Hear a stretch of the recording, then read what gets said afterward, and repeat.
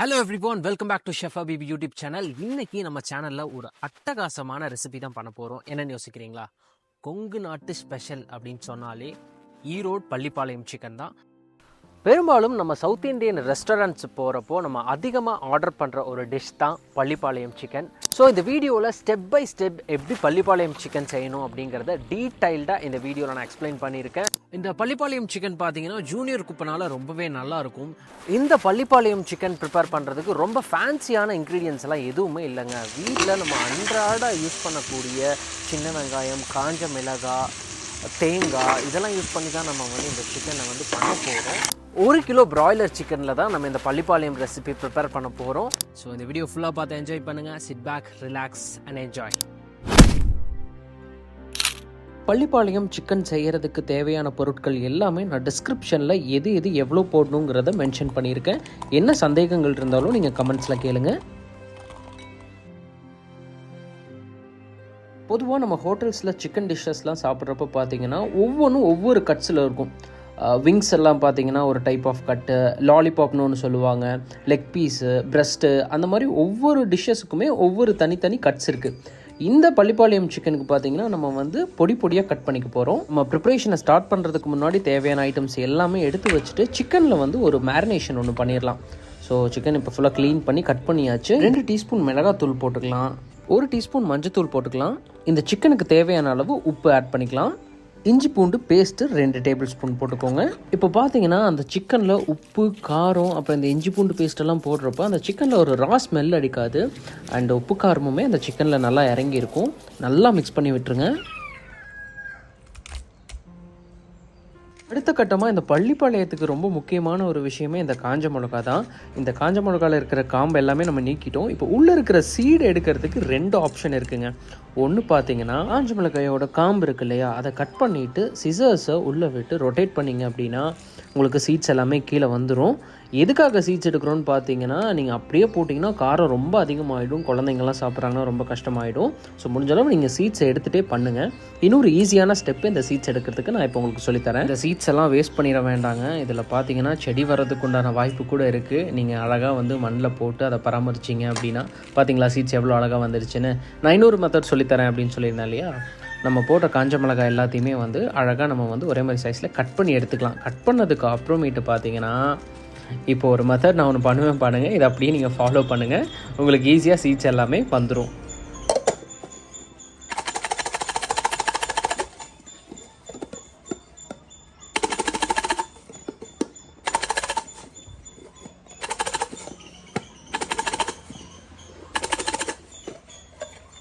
அவ்வளோதாங்க. இந்த மெத்தடில் மொத்தமாக வேலை முடிஞ்சுது. நம்ம ஒவ்வொரு காஞ்ச மிளகா கூடயும் சண்டை போட வேண்டிய வேலை இல்லை. ஸோ சீட்ஸ் எல்லாமே தனியாக வந்துடும், காஞ்ச மிளகாவும் நமக்கு தனியாக கிடச்சிரும். நெக்ஸ்ட் நம்மளோட ப்ரிப்பரேஷனை ஈஸியாக ஸ்டார்ட் பண்ணிட வேண்டியதுதான். ஈஸியான மெத்தடில் நம்ம காஞ்ச மிளகாக்குள்ளே இருக்கிற சீட்ஸ் எல்லாமே எடுத்துட்டோம். இந்த சீட்ஸ் எல்லாமே உங்கள் வீட்டில் அழகாக நீங்கள் போட்டிங்க அப்படின்னா அது பச்சை மிளகா செடியாக முளைச்சி வரதுக்கு வாய்ப்புகள் இருக்குது. நெக்ஸ்ட்டு பார்த்தீங்கன்னா சின்ன வெங்காயம். சின்ன வெங்காயத்தை நீங்கள் முழுசாகவும் போடலாம். பட் நான் என்ன பண்ணுறேன் அப்படின்னு பார்த்தீங்கன்னா நல்லா இடித்து போடுறேன். ஸோ அதோட எசன்ஸ் இன்னுமே நல்லா இறங்கும். இந்த மெத்தடில் ட்ரை பண்ணி பாருங்கள், கண்டிப்பாக உங்களுக்கு ரொம்ப பிடிக்கும்னு நம்புகிறேன்.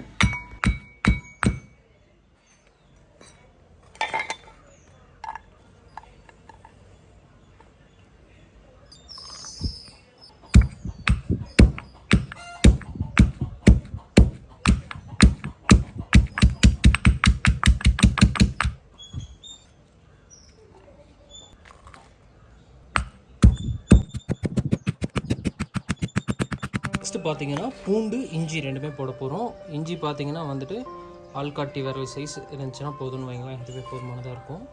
ஸோ இது 2த்தையும் நம்ம அதே மாதிரி இந்த கல்லில் போட்டு நல்லா இடிக்க போகிறோம். இஞ்சி, பூண்டு,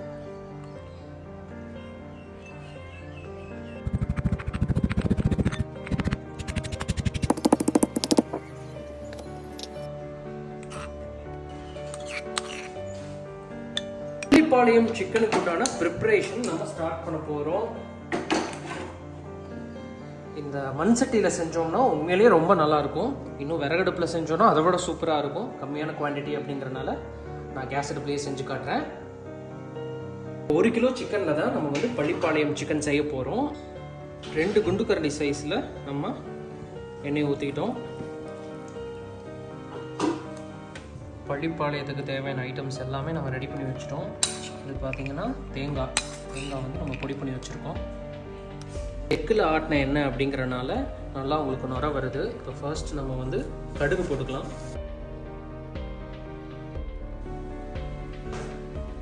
கடுகு வெடிச்ச உடனே அதே மாதிரி ஒரு ஸ்பூன் சோம்பு. கடுகு பார்த்திங்கன்னா வெடிக்க ஆரம்பித்தோன்னா நம்ம வந்து சோம்பு ஒரு ஸ்பூன் போடணும். அதுக்கப்புறம் சீரகம் ஒரு ஸ்பூன். பார்த்திங்களா மேலே பொரிஞ்சு வருதா? இப்போது சோம்பு ஒரு ஸ்பூன், சீரகம் ஒரு ஸ்பூன் போட்டிருக்கோம். இது எல்லாமே வந்து ஸ்மெல் அவ்வளோ நல்லா சூப்பராக கொடுக்கும் நமக்கு. இப்போ ஃப்ளேமை கொஞ்சம் கம்மி பண்ணி வச்சுட்டு மெயினான ஐட்டம் காஞ்ச மிளகாய் ஆட் பண்ண போகிறோம். இப்போது ஃப்ளேம் அளவாக வச்சுக்கலாம். இது பார்த்திங்கன்னா ரொம்ப ஒரு அட்ராக்டிவான ஒரு டிஷ்ஷுங்க. இது நீங்கள் வீட்டில் கண்டிப்பாக ட்ரை பண்ணி பார்க்கணும். இப்போ பார்த்திங்கன்னா நம்ம வீட்டிலேருந்து எடுத்த கருவேப்பிலையை ஆட் பண்ண போகிறோம்.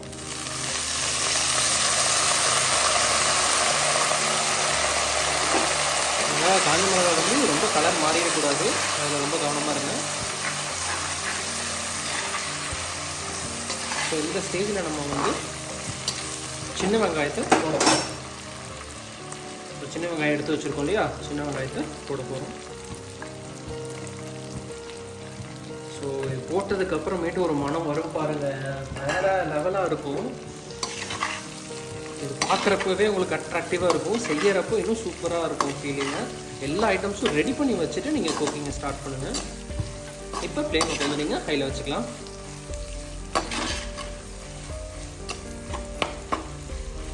இந்த வெங்காயம்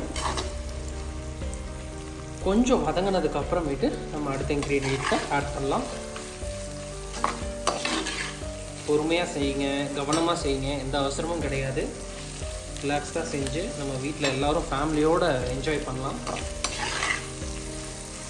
நீங்கள் ஒன்றும் இல்லைங்க, இந்த டிஷ்ஷு செஞ்சுட்டு நல்லா சுட சுட ஒயிட் ரைஸ், அது கூட பார்த்தீங்கன்னா தக்காளி ரசம் பிரமாதமாக செஞ்சுட்டு இதை அப்படியே கூட தொட்டு சாப்பிட்டோன்னு வைங்களேன், அல்டிமேட்டாக இருக்கும். இன்னொன்று கர்ட் ரைஸ்க்கும் ரொம்ப நல்லாயிருக்கும். ஆஹா, மனமே வேறு லெவலாக இருக்குது.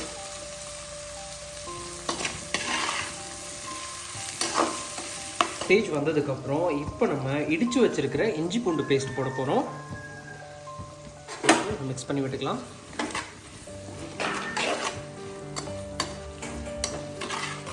இது கூட கொஞ்சமாக நம்ம வந்து மஞ்சத்தூள் ஆட் பண்ணிக்கலாம்.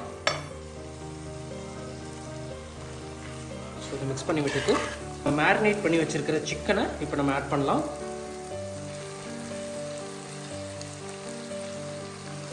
எஸ்,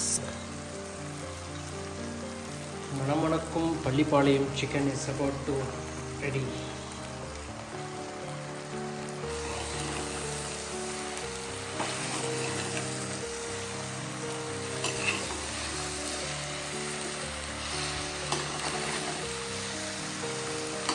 ஃபுல்லாக மிக்ஸ் பண்ணி விட்டுக்கோங்க.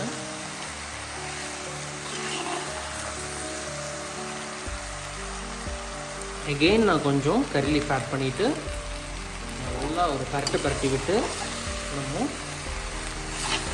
சால்ட் வந்து ஆல்ரெடி சிக்கனில் மேரினேட் பண்ணுறப்போ ஆட் பண்ணியிருக்கோம் இல்லையா, இப்போ நான் கொஞ்சம் சால்ட் ஆட் பண்ணுறேன். ஆட் பண்ணிவிட்டு கொஞ்சமாக நம்ம தண்ணி ஆட் பண்ணிவிட்டு இதை க்ளோஸ் பண்ணி வைக்க போகிறோம் ஒரு 5 மினிட்ஸ்க்கு. 200 to 250 ml தண்ணி ஊற்றுனீங்கன்னா போதும், ஏன்னா சிக்கன்லேயே நல்லா தண்ணி விடும். தண்ணி ஊற்றுனதுக்கப்புறம் நம்ம நல்லா டைட்டாக மூடி போட்டு வச்சிடலாம். ஒரு 5 மினிட்ஸ் அப்படியே இருக்கட்டும். இப்போ நான் ஓப்பன் பண்ணுறேன். நல்லா கொதிக்குது. ஒரு தடவை பரட்டி விட்டு திரும்ப நம்ம க்ளோஸ் பண்ணிடலாம். சிக்கன் நீங்கள் எப்போ வாங்கினாலும் சரி 2 கிலோவுக்கு கம்மியாகிடுங்க. எக்ஸாக்ட் சைஸ் பார்த்திங்கன்னா 1,700 1,800 அந்த சைஸில் எடுத்திங்கன்னா ரொம்ப நல்லாயிருக்கும். அண்ட் சீக்கிரமாக குக்கும் ஆகிடும், நாராக உங்களுக்கு வராது சிக்கன். அதாவது பிராய்லர் கோழி உயிரோடு வாங்குறப்போ 2 கிலோவுக்கு கீழே இருக்கணுங்கிறத நல்லா ஞாபகம் வச்சுக்கோங்க. திரும்ப நான் இன்னொரு தடவை மூடி போட்டுறேன். நல்லா சிக்கன் வேக விட்டுலாம். மூடி எடுத்த உடனே பார்த்தீங்கன்னா தண்ணி நல்லா தெரியும், ட்ரை ஆகிருக்காது. இப்போ பார்த்தீங்கன்னா சிக்கன் நல்லாவே குக்காக இருக்கும். ஃபஸ்ட்டு நான் உங்களுக்கு இந்த விங்ஸ் பீஸை இது பண்ணி காட்டுறேன். உங்களுக்கு தெரியுதுங்களா, நல்லா சிக்கன் குக்காக இருக்கும். இப்போ ஒரு 2 மினிட்ஸ் நீங்கள் ட்ரையாக வந்துட்டு லிட்டு போடாமல் மிக்ஸ் பண்ணி விட்டோம் அப்படின்னாலே இந்த தண்ணியெல்லாம் வந்து போயிடும். சவுத் இண்டியன் டிஷ்ஷஸை பொறுத்த வரைக்கும் கருவேப்பிலை, கொத்தமல்லி அதெல்லாம் வந்து ரொம்ப முக்கியமான ingredients for south Indian cooking. இப்போ நல்லா இடம் கொழுந்தாக இருக்கிற கொத்தமல்லியை மேலே தூவி விட்டோம்னு வைங்களேன், அதுலேருந்து ஒரு மனம் வரும் பாருங்கள். கொரியாண்டர் லீவ்ஸ் போட்டாச்சு. நம்ம மிக்ஸ் பண்ணி விட்டுக்கலாம். தேங்காய் பார்த்தீங்கன்னா குட்டி குட்டியாக இந்த மாதிரி நம்ம கட் பண்ணி வச்சுருக்கோம். இதை வந்து ஃபைனலாக நம்ம வந்து இந்த சிக்கனில் ஆட் பண்ண போகிறோம். ராவாக அப்படியே ஆட் பண்ண போகிறது கிடையாது. லைட்டாக இதை ஆயிலில் போட்டு ஒரு தடவை சாட்டே பண்ணிவிட்டு இதை நம்ம சிக்கனில் ஆட் பண்ண போகிறோம். பக்கத்துலேயே அடுப்பை பற்ற வச்சுக்கோங்க. பேனை வைக்கணும். அதில் இப்போ நம்ம ஆயில் ஆட் பண்ணி லைட்டாக சாட்டே பண்ணி நம்ம அதில் மிக்ஸ் பண்ண போகிறோம். ஆயில் அண்ட் கீ ரெண்டுமே மிக்ஸ் பண்ணி இதில் நான் ஊற்றிக்கிறேன். லைட்டாக எல்லாம் சூடாகணும். கோகோனட்லாம் ஆட் பண்ணுறேன்.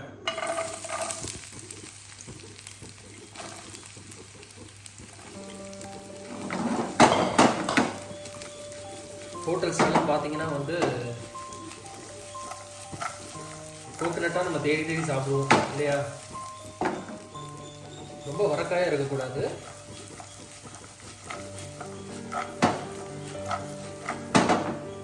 யூஸ்வலாக பள்ளிப்பாளையம் சிக்கன் பண்ணுறப்போ பார்த்தீங்கன்னா டேரெக்டாகவே வந்து தேங்காய் அதில் போட்டுருவாங்க. பட் இந்த மெத்தட் நீங்கள் ட்ரை பண்ணி பாருங்கள், ரொம்ப நல்லாயிருக்கும். ஸோ இந்த ஸ்டேஜில் நம்ம வந்து கோகோனட்டை ஸோ இப்போ பார்த்தீங்கன்னா வந்து இப்போ நம்ம இந்த கோகோனட்டை இதில் ஆட் பண்ண போகிறோம்.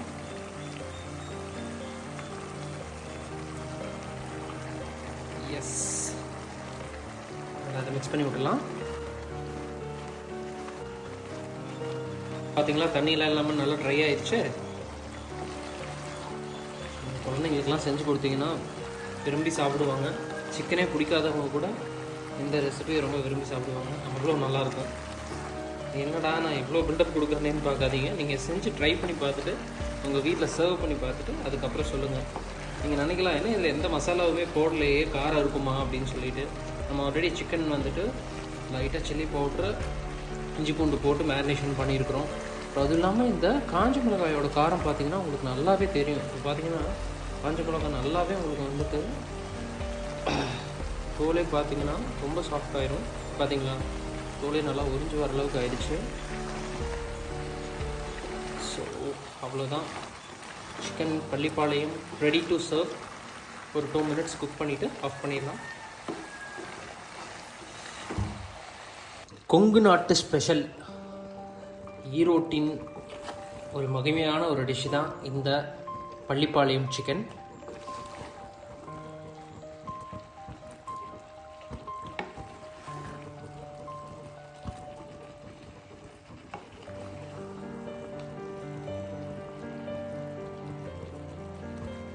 பார்த்தீங்கன்னா கம்ப்ளீட்டாக ட்ரை ஆயிடுச்சு. பர்ஃபெக்டான பள்ளிப்பாளையம் சிக்கன் ரெடி ஆயிடுச்சு.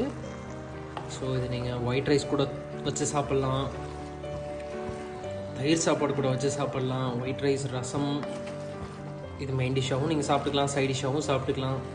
One of the best recipe. பாருங்கள், உள்ளே ஒரு சொட்டு தண்ணி கிடையாது, நல்லா ட்ரை ஆயிடுச்சு. That's it.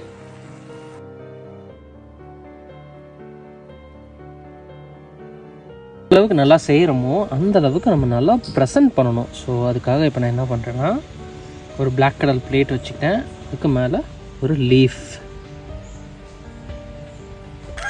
ஃபர்ஸ்ட் இதில் நான் சுட சுட chicken Pallipalayam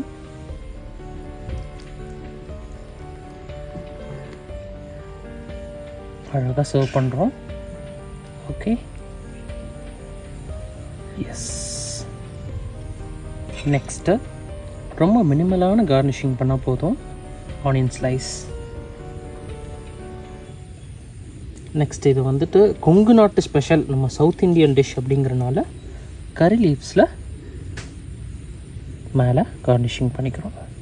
S, that's it. So இப்படி நீங்கள் குக் பண்ணி இப்படி சர்வ் பண்ணிங்கன்னு வைங்களேன், கண்டிப்பாக எல்லாருக்கும் ரொம்ப பிடிக்கும்.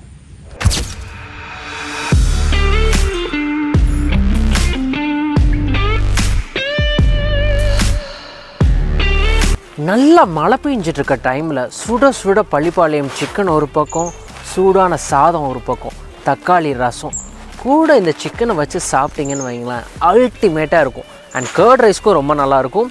நீங்கள் ஃபஸ்ட் டே செஞ்சு செகண்ட் டே வச்சு சாப்பிட்டாலும் இன்னும் சூப்பராக இருக்கும். ஸோ ட்ரை பண்ணி பார்த்துட்டு எப்படி இருந்துச்சுன்னு சொல்லுங்கள். இந்த பள்ளிப்பாளையம் ரெசிபி உங்களுக்கு பிடிச்சிருந்துச்சு அப்படின்னா உங்கள் ஃப்ரெண்ட்ஸ் அண்ட் ஃபேமிலிக்கு ஷேர் பண்ணி விடுங்க. அண்ட் மறக்காமல் நம்ம யூடியூப் சேனலை சப்ஸ்கிரைப் பண்ணிக்கோங்க. அண்ட் இன்னொரு சூப்பரான வீடியோவில் நான் உங்களை சந்திக்கிறேன். Bye bye.